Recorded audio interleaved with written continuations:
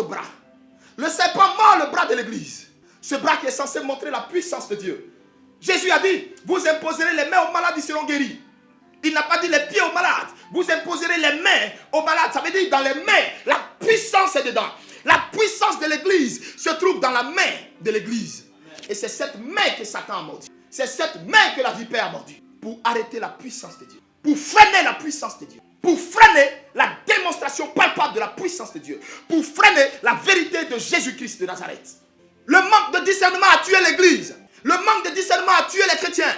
Le manque de discernement a tué le réveil. Beaucoup pensent que la Côte d'Ivoire vit le réveil. Parce que d'après eux, nous avons des prophètes seniors, des prophètes majors. Nous vivons un semblant de réveil, pas le réveil. Ce qui se passe en Côte d'Ivoire, c'est le maintien, c'est pas le réveil. C'est le maintien, c'est pas le réveil. Nous nous efforçons pour nous maintenir éveillés. Le réveil, quand on parle de réveil, on parle de feu. Ce feu qui a dévoilé le serpent. Ce feu qui a mis à nu le serpent. Ce feu qui a amené Paul à comprendre qu'un serpent était dissimulé dans le bois. Quand il y a le réveil, le feu est là. Quand il y a le réveil, la chaleur est là. Quand il y a le réveil, la vie est là. Quand il y a le réveil, l'action est là. Et le miracle est palpable. Quels sont ces réveils qu'on dit qu'il y a dans notre nation? Et il n'y a aucun feu. Aucun feu.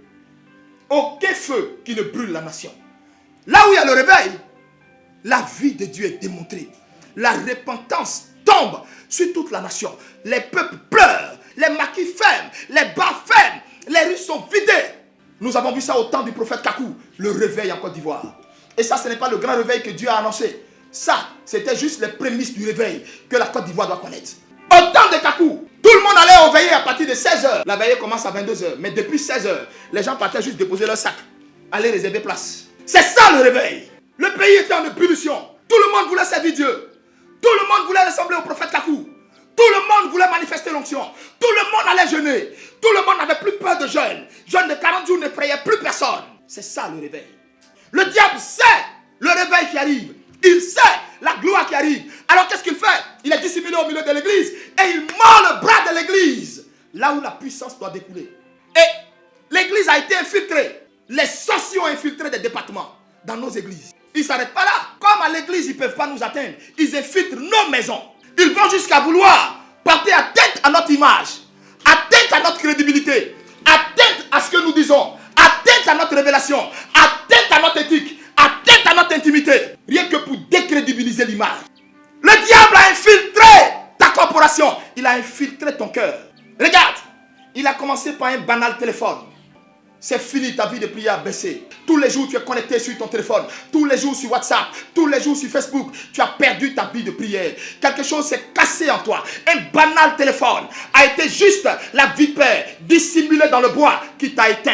Ou alors, une vérité biblique est tellement claire que l'homme de Dieu a dit, qui t'a tellement dérangé, que ça a été suffisant pour toi de partir de l'église. Tu n'as pas vu le diable venir à toi, dissimulé dans le bois, qui t'a juste amené à comprendre la parole qu'on t'a dit là autrement. Il t'a aveuglé de sorte que tu ne vois pas la vérité dans la parole. Toi, tu perçois la frustration. Tu perçois l'énervement. Paf, tu t'en vas de l'église. Satan est en guerre contre nous. La sirène des eaux.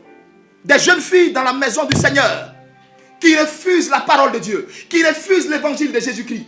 Qui se comportent comme des vulgaires prostituées. Excusez-moi, le mot il est fort. Mais c'est ça, c'est la vérité, c'est le nom. Au point où tout ce qui les intéresse, c'est la sexualité, le monde. Coucher avec elle, coucher même si possible avec le pasteur. Comment éteindre l'homme de Dieu? Comment éteindre le pasteur? Comment éteindre ce qui se fait? S'il a envoyé la sorcellerie qui n'arrive pas, qu'il a été démasqué, alors qu'est-ce qu'il va faire? Il va utiliser la sorcellerie et la sorcellerie va chercher à ternir le nom de l'homme de Dieu. Ah, c'est lui, il voit sorcier partout. Parce que même Paul n'a pas fait attention à la vipère qui était dans le bois. Ça ne veut pas dire que Paul n'était pas un homme de Dieu. Ça peut arriver que même en tant que grand homme de Dieu, il n'ait pas vu ça. Ne méprisez pas certains songes que Dieu vous accorde, qui sont des éventuelles attaques pour votre vie. Des songes que Dieu vous accorde, qui sont des éventuelles préventions pour votre vie. Un grand homme de renommée, il n'a pas vu le serpent dans le bois. Quand le diable veut vous détruire, quand le diable veut porter atteinte à votre vie, s'il essaie par toutes les voies, il ne réussit pas. Il va utiliser votre côté le plus fragile, votre côté le plus sensible. Il peut même envoyer des amis à côté de vous. Cette amie qui est à côté de toi, là, en réalité, elle n'est pas venue pour t'aider spirituellement. Elle est venue même pour t'amener encore à aimer plus les choses du monde. Comment tu dis être chrétienne? Comment tu dis être chrétien? Et tu n'es même pas gêné de passer du temps en compagnie des païennes. Cette vie que tu dis avoir vomi pour Jésus-Christ, pour être allé aux eaux du baptême. Cette vie que tu dis avoir renoncé. Comment tu peux être même à l'aise assis en compagnie de ces personnes? C'est l'image claire qu'en réalité, la vérité n'est pas en toi. La vérité de Paul que je prêche, si elle était en toi, tu n'allais même pas prendre plaisir en compagnie des moqueurs. Tu n'allais même pas prendre plaisir en compagnie des gens de mauvaise vie. Tu allais prendre plaisir en compagnie des frères, des sœurs en Christ. Vous parlez le même langage, vous parlez la même chose. La première technique de Lucifer, quand il a infiltré l'église, il a d'abord commencé par un esprit de sorcellerie. Comment envoûter les églises? Comment dépeupler les églises? Comment tuer le zèle? Comment refroidir le zèle? Comment créer la division, la discorde? Comment tordre le message du pasteur de sorte que le fidèle perçoive ça autrement? Donc, l'esprit de sorcellerie est très subtil. La première chose, la première arme que Satan a utilisée contre l'église, c'est l'esprit de sorcellerie. La deuxième arme, la sirène des eaux. Il a dépêché toutes les petites filles, toutes les belles femmes d'affaires, les femmes qui ont l'argent, il les a dépêchées dans les églises. Priez. La troisième façon par laquelle Lucifer a décidé d'infiltrer l'église, ce n'est pas un faux évangile, l'évangile de prospérité, l'évangile du m'as-tu vu, l'évangile de donne et tes péchés te seront pardonnés, l'évangile de oui, rachète ta famille. Frère, Jésus t'a déjà racheté à la croix, dis amen fort. Amen. Ce faux évangile de prospérité, nous ne sommes pas contre la prospérité, mais en fait un évangile, je suis contre. Vous avez vu ma montre, elle coûte tel 1000 euros. Vous avez vu ma veste, elle coûte tant. Vous avez vu ceci, elle coûte tant. Je n'ai pas besoin de dire que ma veste coûte tant. Des coachs en développement personnel, des coachs en entreprise. On ne sait plus s'ils sont devenus pasteurs, on ne sait plus s'ils sont devenus quoi. Tantôt il est coach, tantôt il est coach en développement personnel, tantôt il est coach en développement d'affaires, tantôt il est mon frère. Tu es quoi en fait? Après ce faux évangile de prospérité, qu'est-ce qu'il a fait? Toujours ayant infiltré l'église, il a encore amené un autre faux évangile. L'évangile de la débauche sexuelle. L'évangile de la démagogie. L'évangile d'après un révolutionnaire, où un chrétien peut marier jusqu'à 2, 3, 4, 5, 6 femmes. L'évangile qui dit, même si tu bois Koutoukou, Jésus vient, ton paradis est clair. Même si tu meurs dans un coin de Tchabalodrome, ton paradis est clair. Je n'ai pas dit boire Koutoukou, c'est condamné par la Bible. Mais quelqu'un qui dit un ivrogne va aller au ciel. Quelqu'un qui dit une femme, elle te plaît, il faut goûter voir d'abord avant d'aller la doter. On entend toutes sortes d'évangiles en Côte d'Ivoire.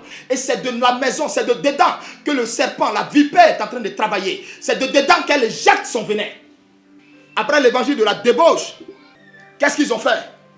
Ils ont emmené dans les églises les faux riches, avec de fausses richesses, pour acheter la conscience des pasteurs, acheter le message des pasteurs, acheter l'évangile des pasteurs. Le pasteur, comme il y a une personne dans l'église qui le finance, il y a des choses qu'il ne peut plus prêcher. Il ne peut pas dire. Il a dans son église des gens qui sont peut-être d'après eux responsables. Donc Satan a infiltré dans nos églises des gens qui tiennent même l'évangile du pasteur en laisse. Il a vu non, telle personne est partie. S'il fait, moi aussi il est parti, ici, on va voir qui va s'occuper de lui. On va voir qui va payer sa maison. Alléluia. Amen. Alors la stratégie aussi intéressante que le diable a trouvée, c'est aussi de faire infiltrer dans l'église des nouveaux pasteurs. On ne sait pas où ils sont quittés. On ne connaît rien de leur histoire. Ils ont l'argent. On ne comprend rien. Il a l'argent. Il est arrivé, il est béni.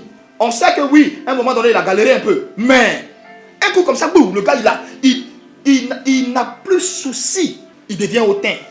Son langage devient hautain. Sa prédication devient bizarre. Dans ses prédications pleines de blasphèmes, il a l'argent. On ne peut pas parler. On voit des gens, on ne sait pas qui les subventionne. On ne sait pas qui leur donne l'argent. On ne sait pas qui les rend riches. Il insulte qui il veut. Il dénigre qui il veut. Il insulte des pères dans la nation. Il insulte l'église. Il pose des actes par moments ignobles. Ça ne va pas quelque part. Il a l'argent. On ne sait pas qui est le maître qui l'approvisionne. Une autre infiltration, il a amené un évangile kabbalistique dans la maison du Seigneur. La Kabbale. La Kabbale. Au jour d'aujourd'hui, les gens ne sont plus trop portés sur la profondeur de la parole, c'est-à-dire la relation véritable entre Dieu et nous. Les gens maintenant, plutôt cherchent à emprisonner l'esprit de leur fidèle, de sorte que le fidèle soit dépendant de lui. Écoutez-moi, de sorte que le fidèle dépende exclusivement de lui. Ça veut dire, regarde, si tu as besoin de consulter le Seigneur, c'est moi, c'est à moi Dieu parle. Toi Dieu te parle, il te dit quoi? Il te dit rien. Amenez les fidèles à être dépendants d'eux. Amenez les gens à les regarder comme des dieux, où ils utilisent des pratiques de la Kabbale. Or, les pratiques de la Kabbale s'apparentent très pour très à ce que nous prêchons. L'évangile kabbalistique dit qu'il faut vendre l'huile d'onction. L'évangile kabbalistique dit qu'il faut vendre mouchoir consacré. Il faut vendre de l'eau consacrée. Pierre a-t-il vendu de l'eau consacrée? Jean a-t-il vendu de l'eau consacrée? Jacques a-t-il vendu de l'eau consacrée? Alors qui servez-vous? Qui servez-vous? Fils de maman, qui est infiltré au milieu de nous, et vous tordez l'évangile. Le but du diable, après avoir infiltré l'église, c'est de présenter un semblant de puissance, un semblant de miracle, un semblant de prouesse, un semblant de choses extraordinaires pour emballer les plus faibles, pour emballer les âmes qui ne lisent pas la Bible, de sorte que ces personnes disent, mais attends, vous dites que la personne là n'est pas de Dieu et puis il fait tout ça? Il y en a qui croient que tout ce qui est miracle ou bien est prestigieux vient de Dieu. Ne savez-vous pas que Satan aussi se déguise en ange de lumière? Il ne vient jamais dans sa face diabolique. Il vient en ange de lumière.